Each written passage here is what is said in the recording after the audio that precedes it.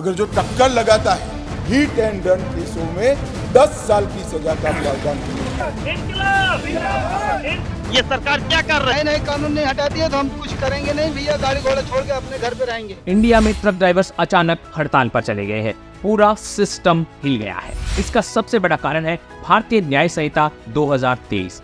Hit and run case में एक नया नियम लाया गया है। इस बिल में जो सबसे बड़ा कंफ्यूजन अभी फैलाया जा रहा है वो ये है कि अगर हिट एंड रन केस में कोई मर जाता है तो आपको सीधा 10 साल की सजा होगी, लेकिन ऐसा नहीं है और ये एक बहुत बड़ा कंफ्यूजन पैदा हो गया है। इसी कंफ्यूजन को मैं दूर करूंगा इस वीडियो के अंदर। सबसे इंपॉर्टेंट चीज मैं आपको बताना चाहता हूं कि कोई भी लॉ या एक्ट आपकी सजा डिसाइड नहीं करता है। कोई भी लॉ या एक्ट आपकी सजा की रेंज बताता है कि आपको सजा कितने साल से कितने साल तक हो सकती है। उसके अंदर अलग अलग कंडीशंस होती हैं, अलग अलग सिचुएशंस होती हैं, अलग अलग तरीके की चार्जशीट फाइल की जाती हैं और ये सारी चीजें भी इस बिल में रखी गई है। बस आपको इस बिल को क्लियरली समझना है।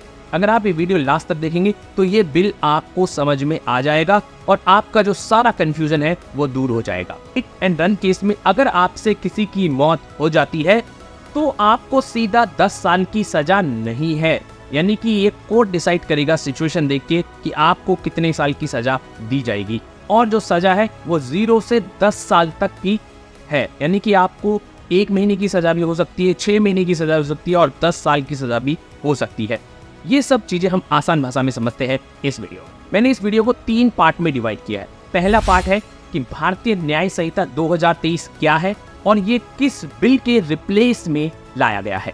भारतीय न्याय संहिता 2023 ये जो बिल लाया गया है ये पुराने बिल यानी कि IPC 304A यानी कि इंडियन पिनल कोड 304A में जो रैश एंड नेग्लिजेंट ड्राइविंग के लिए जो एक्ट डिफाइन किया गया था उसकी जगह पे एक नया बिल लाया गया है, भारतीय न्याय संहिता 2023। अब पहले समझते हैं कि पुराना बिल क्या था, उसमें क्या कमियां थी और क्यों नया बिल लाने की जरूरत पड़ी।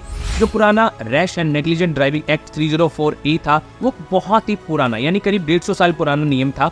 मैकाले के द्वारा अंग्रेजों के शासनकाल में बनाया गया एक नियम था और उस रूल के बारे में कहा जाता है कि वो आम पब्लिक के लिए बिल्कुल भी सही नहीं था। अब समझते हैं कि वो आम पब्लिक के लिए सही क्यों नहीं था। जिस समय ये रूल बनाया गया था उस समय सिर्फ या तो अंग्रेजों के पास गाड़ियां होती थी या नवाबों के पास, राजा महाराजाओं के पास गाड़ियां हुआ करती थी और उन्होंने इस नियम को उसी स्थिति के हिसाब से बनाया गया था कि अगर वो लोग किसी को हिट भी कर दें, किसी आम जनता को अगर मार दें तो उनको कम से कम सजा हो और कम से कम फाइन हो। अब आप बताइए जो पुराना रैश एंड नेग्लिजेंट ड्राइविंग का जो एक्ट था 304A उसके अंदर आपको मैक्सिमम 2 साल की सजा होती है, यानी कि अगर हिट एंड रन केस में आप किसी को मार के भाग जाते हैं तो सिर्फ 2 साल की सजा और 1000 रुपए का जुर्माना था और वो एक बेलेबल ऑफेंस, यानी कि अगर आपने किसी को मार दिया, आप जगह से भाग गए, आप कोर्ट में गए, आपने बेल लगाई, आपको तुरंत बेल मिल जाएगी, यानी कि वो बेलेबल ऑफेंस था और बहुत ही सिंपल था। उसमें आम जनता की सुनवाई बहुत ही कम थी, इसलिए माना जाता है कि वो बिल बहुत ही कमजोर बिल था और उस बिल को रिप्लेस करने की जरूरत थी और वही भारतीय न्याय संहिता 2023 जो नया बिल आया है उसको रिप्लेस किया गया है। किसी भी लॉ को सक्सेस होने के पीछे 2 बहुत बड़े कारण होते हैं। एक होता है FOBC यानी कि फियर ऑफ बीइंग कॉट।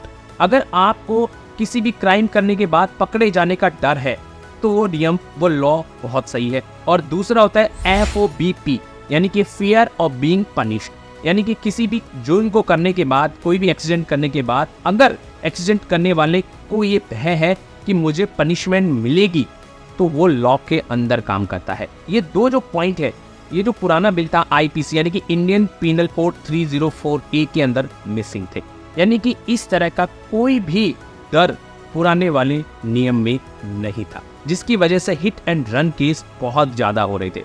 एक सर्वे में पाया गया है कि 30% जो लोग मरते हैं रोड एक्सीडेंट में वो हिट एंड रन केस की वजह से मरते हैं।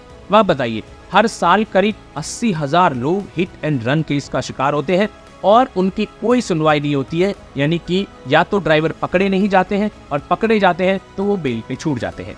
तो क्या ये नियम सही था? आप कमेंट बॉक्स में मेरे को बताना।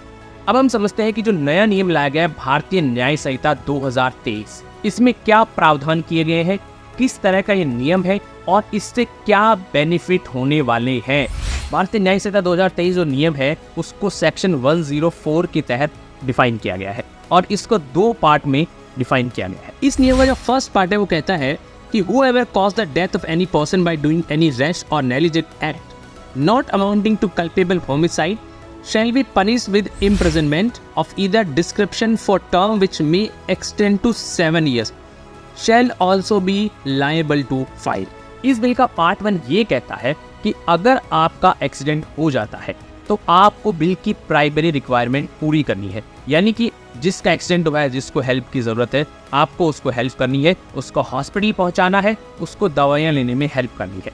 अगर आप ये प्राइमरी रिक्वायरमेंट पूरी करते हैं तो आपकी जो सज़ा है वो 0 से 7 साल के बीच में होगी, यानी कि कंडीशंस को देख के, सिचुएशंस को देख के आपकी सज़ा 0 से 7 साल की होगी। उसमें आपको 1 महीने, 6 महीने, 1 साल, 2 साल, 3 साल की सज़ा हो सकती है। अब जानते हैं कि इस एक्ट का जो दूसरा पार्ट है वो क्या कहता है। Whoever caused the death of any person by doing any rash or negligent act not amounting to culpable homicide and escape from the scene of incident or fail to report to a police officer or magistrate soon after incident shall be punished with imprisonment of either description of a term which may extend to 10 years and shall also be liable to fine। देखो, इस bill के 3 important points हैं जिनको समझना बहुत ज़रूरी है। यहीं पे कंफ्यूजन हो रहा है। पहली चीज़, अगर आपके व्हीकल से एक्सीडेंट हो जाता है, यानी कि एक एक्सीडेंट हो गया, तो आपको मौके से नहीं भागना है। इस बिल का सबसे इंपॉर्टेंट पॉइंट यही है कि आपको मौके से नहीं भागना है, आपको उतरना है, उस बंदे की हेल्प करनी है, अगर हो सके तो उसको हॉस्पिटल पहुँचाना है। ये आपका प्राइमरी रिस्पॉन्स होना चाहिए कोई भी एक्सीडेंट होने के बाद। इस बिल का जो सबसे स्ट्रॉन्ग पॉइंट है वो यही है। अगर आपको मौके से भागना पड़ रहा है कि बहुत सारी भीड़ इकट्ठी हो रही है, आपको लग रहा है कि आपको जान का खतरा है, तो आप वहाँ से भाग सकते हैं, लेकिन नज़दीकी पुलिस स्टेशन पे आपको उसको रिपोर्ट करना होगा कि भैया उस जगह पर या इस चौराहे पर मेरे से एक्सीडेंट हो गया है और वो एक्सीडेंट पे हेल्प की ज़रूरत है, आप प्लीज़ तुरंत हेल्प पहुँचाइए।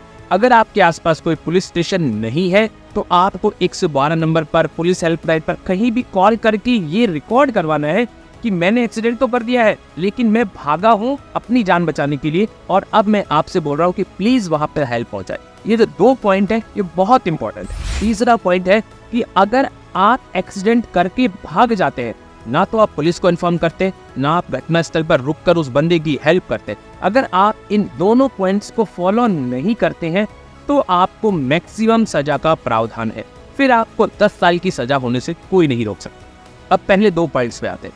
अगर मान लो बहुत फॉग है, एक्सीडेंट हो जाता है, अगर मान लो जो सामने वाला बंदा था उसकी गलती है, रैश ड्राइविंग होती है, उसकी वजह से आप एक्सीडेंट हो जाता है, अगर आपकी गलती है जिसकी वजह से एक्सीडेंट हो जाता है, तो पहली बात, अगर आपके पास वैलिड लाइसेंस है, आप वहाँ पर रुकते हैं, उस बंदे की हेल्प करते हैं, उसको हॉस्पिटल पहुँचाते हैं, तो आपकी चार्जशीट उसी हिसाब से बनाई जाएगी, यानी कि आपको उसमें रियायत दी जाएगी कि आपने एक्सीडेंट तो हो गया लेकिन आपने उस बंदे की हेल्प करी, उसको हॉस्पिटल पहुँचाया, उसकी जान बचाने में मदद करी। अगर वो बंदा मर भी जाता है तब भी आपके खिलाफ स्ट्रॉन्ग केस नहीं बनेगा, क्योंकि आपने इस बिल में जो प्राइमरी रिक्वायरमेंट है वो पूरी करी है। अब इस वीडियो का 3rd पॉइंट समझते हैं कि ये आम जनता के लिए फायदेमंद कैसे है। जैसे मैंने आपको पहले भी बताया था कि जो पुराना बिल था उसमें 2 इंपॉर्टेंट पॉइंट मिसिंग थे, एक तो फियर ऑफ बीइंग कॉट और एक फियर ऑफ बीइंग पनिश्ड। इसमें ये दोनों ही पॉइंट है, यानी कि ड्राइवर को पता है कि अगर एक्सीडेंट हो गया और अगर मैं एक्सीडेंट होने के बाद वहाँ से भाग गया तो मैं डेफिनेटली पकड़ा जाऊँगा। दूसरी चीज़, fear of being punished. Driver को पता है कि एक्सीडेंट करके अगर मैं भागा तो मुझे सज़ा मिलेगी ही मिलेगी, मुझे कहीं कहीं कोई न कोई CCTV कैमरे में मैं पकड़ा जाऊँगा और मुझे सख्त से सख्त सज़ा होगी, यानी कि 10 साल की सज़ा और फाइन होगा। तो ये जो दोनों पॉइंट है ये आम जनता के लिए बहुत ज़्यादा फायदेमंद होने वाले, क्योंकि इन दोनों पॉइंटों की वजह से एक्सीडेंट करने वाले के मन में एक डर पैदा होगा और वो एक्सीडेंट तो हो सकता है, किसी भी एक्सीडेंट हो सकता है, लेकिन एक्सीडेंट होने के बाद वो भागेगा नहीं बल्कि उस बंदे की हेल्प करेगा, जिसकी वजह से जो रोड एक्सीडेंट में हिट एंड रन के जो केस होते हैं वो कम हो जाएंगे। और जो एक्सीडेंट करेगा उसको पता है कि भैया अगर मैं एक्सीडेंट करके भागा तो मैं डेफिनेटली पकड़ा जाऊंगा और मेरे खिलाफ स्ट्रॉन्ग केस बनेगा। तो उस केस में एक्सीडेंट करने वाला उस बंदे की हेल्प करने के लिए मजबूर हो जाएगा और उस बंदे को जो प्राइमरी हेल्प मिलनी चाहिए वो मिलेगी और उसकी जान बच सकती है। कि जो एक्सीडेंट के फर्स्ट 10 मिनट्स होते हैं वो प्लेटिनम टाइम होता है, यानी उसके अंदर अगर उस बंदे को प्राइमरी मेडिसिन्स मिल जाए, प्राइमरी ट्रीटमेंट मिल जाए तो 30% लोगों की जान बचाई जा सकती है। और जो फर्स्ट गोल्डन आवर होता है, यानी कि 1 घंटे के अंदर, एक्सीडेंट के 1 घंटे के अंदर अगर बंदे को हॉस्पिटल पहुंचा दिया जाए, अगर मरीज को हॉस्पिटल पहुंचा दिया जाए तो उस 60% लोगों की जान बचाई जा सकती है। इन्हीं 2 पॉइंट्स का जो रेशो है अभी बहुत कम है और इस बिल के आने के बाद इनका रेशो बढ़ने वाला है फॉर श्योर। तो दोस्तों, हो सकता है आपको ये बिल में कुछ चीज़ें हैं जो समझ में नहीं आई हो, लेकिन इस वीडियो को देखने के बाद आई एम श्योर कि आपको बिल क्लियर हो गया होगा कि ये इतना हार्श बिल नहीं है जितना आप लोग समझ रहे हैं। इस बिल की जो कंडीशंस है वो मैंने आपको समझा दी है। अगर वीडियो आपको अच्छा लगे तो लाइक, शेयर एंड सब्सक्राइब।